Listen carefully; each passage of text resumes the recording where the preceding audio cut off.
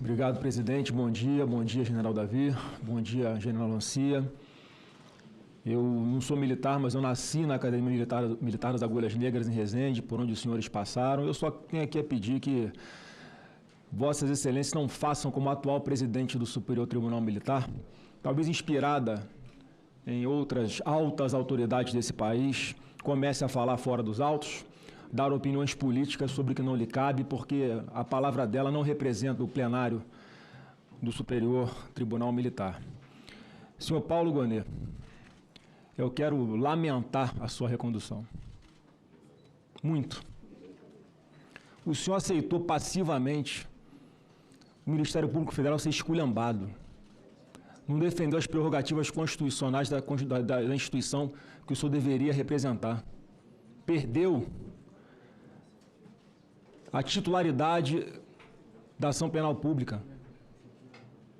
Foi ignorado em vários momentos pelo ministro Alexandre de Moraes, que sequer consultava o Ministério Público Federal para tomar alguma iniciativa. Aí depois dava aquela vaselinada, mandava lá para o senhor opinar. A prerrogativa de proteção das garantias constitucionais, individuais e da sua própria instituição não existem mais no Brasil. Não é o Ministério Público que decide, mas é o senhor que instrui, ou deveria instruir o processo, porque nem isso está fazendo mais. Quem faz é o ministro Alexandre de Moraes em vários processos. Eu acho que, eu digo isso com tristeza no coração, os membros do Ministério Público Federal devem ter vergonha do senhor hoje, muita vergonha. Eu falei para Vossa Excelência no meu gabinete, por ocasião da outra sabatina, que Deus estava lhe dando uma oportunidade do senhor desfazer todas as injustiças que o senhor fez enquanto estava lá no TSE, representando o Ministério Público Federal. O senhor fez ao contrário. O senhor perseguiu. O senhor entrou num jogo sujo de uma pessoa que, para mim, é doente. Mas o senhor está lá. Parece cumprindo ordens dele. Eu quero dar só um exemplo de como é que o senhor não merecia estar sendo reconduzido. Teve aqui nessa Comissão de Segurança Pública o senhor Eduardo Tagliaferro, fez um monte de denúncia. Uma específica em que ele cita nominalmente o senhor, que foi a seguinte: ele teve uma matéria do Metrópolis no dia 17 de agosto, que vazou uma conversa daquele grupo de empresários que apoiavam o presidente Bolsonaro. Dia 17 de agosto essa matéria. No dia 23 de agosto, o senhor Alexandre de Moraes executa a sua decisão. Foram mandados de busca e apreensão, bloqueio de contas bancárias, redes sociais, quebra de sigilo bancário, de todos aqueles empresários que estavam participando de uma conversa privada no WhatsApp. Aí teve aquela grande repercussão negativa.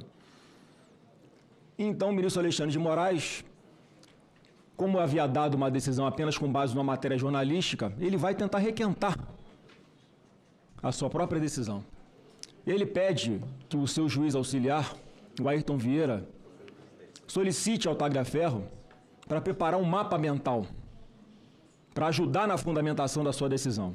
E ele mostrou para a gente aqui, na Comissão de Segurança Pública, eu estava sentado aí, onde o senhor está, ele mostrou para a gente que recebeu um monte de documentos para que ele produzisse esse mapa mental nos dias 26, 27 e 28 de agosto. Ele fez o mapa mental no dia 29 de agosto, mostrou para a gente aqui os metadados, para comprovar que o documento tinha sido produzido naquele dia. E sabe qual dia o Alexandre de Moraes afastou o sigilo da sua decisão, porque estava tudo sob sigilo? No próprio dia 29. Ele provou para a gente aqui que o Alexandre de Moraes fraudou a própria decisão dele. Ele tinha dado uma decisão com base na matéria de jornal, estava sob sigilo. Ele usa uma estrutura de combate à desinformação do TSE para refazer a sua fundamentação e depois dar publicidade. Aí, no meio do caminho, o Tagliaferro mostrou para a gente aqui que recebeu uma mensagem do senhor Lucas. Você conhece o senhor Lucas, né?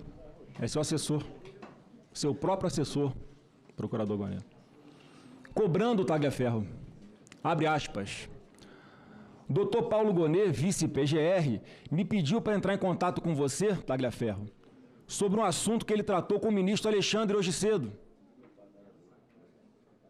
O ministro Alexandre de Moraes, tratando com o senhor de uma investigação que não lhe caberia. Ao juiz cabe julgar, não cabe perseguir ninguém. E o Tagliaferro anunciou daqui, ó. Eu enviei o que eles me pediram para o Gonê. Eu enviei pessoalmente para ele, para o senhor, os pedidos que o Moraes combinou com ele.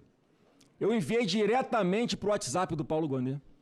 Foi quando ele mostrou aqui para a gente, para essas câmeras que estão nos filmando aqui agora, as mensagens do próprio telefone dele, que ele te havia enviado para o senhor.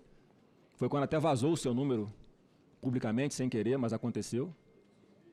Foi sem querer mesmo. E diante dessa grave denúncia, senhor Paulo Gonê, o senhor próprio está envolvido, o que o senhor fez? Se o senhor quiser responder agora, o senhor fez alguma coisa? Nada, né? O senhor não fez nada, ou pior, o senhor começou a investigar o próprio Tagliaferro. O senhor denunciou o Tagliaferro depois do que ele denunciou aqui.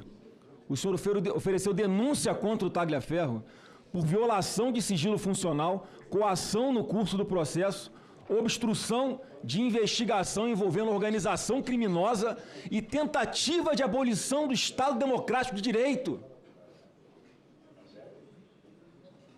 O senhor, ao invés de investigar as graves denúncias, o senhor foi investigar quem denunciou. Igualzinho o senhor está fazendo com o deputado Eduardo Bolsonaro agora. Ele vai para os Estados Unidos, denuncia os abusos de Alexandre de Moraes e Vossa Excelência está aqui, abrindo inquérito para persegui-lo, ao invés de investigar as graves denúncias que estão sendo feitas. O senhor não tem vergonha de fazer isso? Nenhuma vergonha. Eu enviei todas essas denúncias, essa e várias outras, para o senhor. Está lá na PGR. Mandei o presidente do Supremo Tribunal Federal, quando era ainda o ministro Barroso. E não acontece absolutamente nada. Essa, senhor Paulo Gonê, foi apenas uma situação que foi aqui evidenciada. Imagina quantas outras não aconteceram ao longo dos últimos anos. Esse conluio, esse jogo combinado, essa manipulação, essa farsa. E o senhor participando de tudo isso? O senhor colaborando com a perseguição a pessoas inocentes? O senhor não sente mal de fazer isso, não? O senhor consegue chegar em casa e olhar nos olhos da sua esposa e ficar com a consciência tranquila?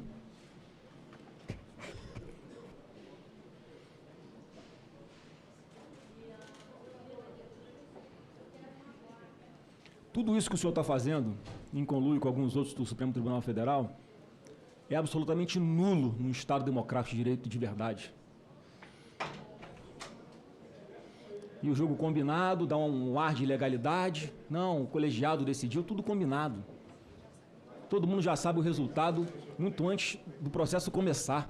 Não pelo que está nos autos, mas por quem vai julgar.